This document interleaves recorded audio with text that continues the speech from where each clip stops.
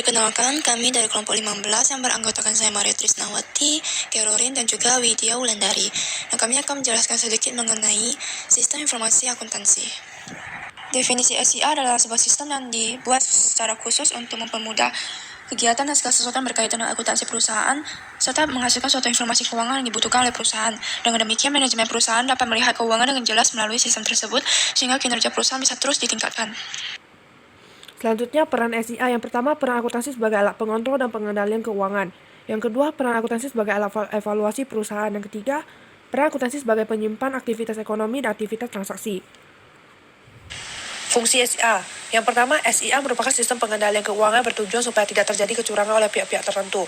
Yang kedua, SIA juga berfungsi untuk mengubah kumpulan data dalam bentuk informasi keuangan yang diperlukan perusahaan. Yang ketiga, membuat serta mencatat data transaksi secara tepat dalam jurnal. Yang keempat, mengambil data yang dibutuhkan yang berasal dari beragam sumber dokumen. Yang kelima, mengumpulkan segala macam data mengenai aktivitas bisnis perusahaan serta menyimpannya secara efektif serta efisien. Saya akan menjelaskan mengenai jenis sistem informasi akuntansi. Nah, di sini ada yang namanya desktop accounting dan juga cloud accounting. Desktop accounting ini merupakan software akuntansi berbasis desktop yang lebih dulu menguasai pasar perangkat lunak akuntansi. Penyimpanan data pada software ini biasanya disimpan pada hard drive komputer. Selain itu, software akuntansi ini akan menggunakan biaya awal yang cukup besar dan pengembangan software dan fitur yang biasanya tidak lama. Kemudian, cloud accounting ini hampir sama dengan desktop accounting, hanya saja perbedaannya yaitu cloud accounting menyimpan dan mengelola data pada server pusat yang diakses melalui internet. Pengguna dapat menyimpan dan mengakses data mereka melalui server jarak jauh. Berbeda dengan software akuntansi berbasis desktop yang menyimpan informasi utama di komputer atau server lokal saja. Perbedaan cloud accounting dan desktop accounting yang pertama yaitu desktop accounting mengupdate data secara manual, sedangkan cloud accounting secara otomatis.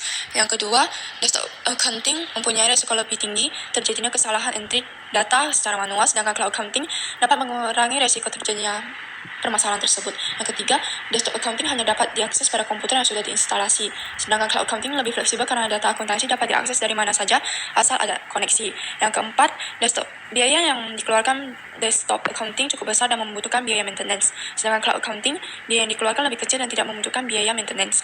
Yang kelima, desktop accounting tidak dilengkapi dengan sistem backup sehingga dibutuhkan maintenance yang cukup rumit, sedangkan cloud accounting tidak membutuhkan maintenance yang rumit karena provider cloud telah melengkapinya dengan backup, sehingga update-nya secara otomatis. Acquired Online adalah software akuntansi core yang digunakan UMKM dan perusahaan di Indonesia. Acquired Online memiliki kelebihan dan kekurangan. Kelebihannya yang pertama, Acquired sesuai PSAK dan perpajakan di Indonesia. Kedua, fiturnya lengkap. Ketiga, user friendly. Keempat, tidak ada biaya maintenance. Kelima, multi database. Sedangkan kekurangannya, pertama, tidak bisa di custom modul. Kedua, tidak mencakup seluruh operasional perusahaan. Ketiga, tidak mendapat training. MYOB, Mind Your Own Business. Accounting merupakan software komputer pengolah data akuntansi, yaitu proses pencatatan data dengan transaksi akuntansi yang dilakukan dengan cara memasukkan data transaksi ke dalam komputer. Kemudian, komputer akan mengolahnya menjadi laporan. Biasanya MYOB Accounting digunakan dalam beberapa perusahaan seperti perusahaan jasa, dagang, dan lain-lain. MYOB memiliki kelebihan dan kekurangan. Kelebihan yang pertama, pembuatan laporan keuangan secara otomatis lengkap dan akurat. Kedua, program ini dapat menampilkan data secara cepat dan mudah. Ketiga, data aman karena ada sistem security yang memadai dengan menggunakan password.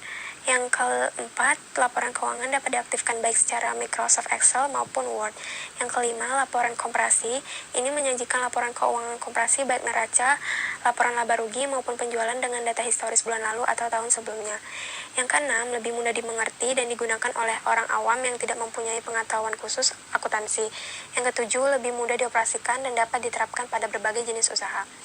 Sedangkan kekurangan, yaitu ada pertama, tidak adanya fitur pelaporan perpajakan di Indonesia. Yang kedua, hanya bisa dilakukan pada satu perusahaan.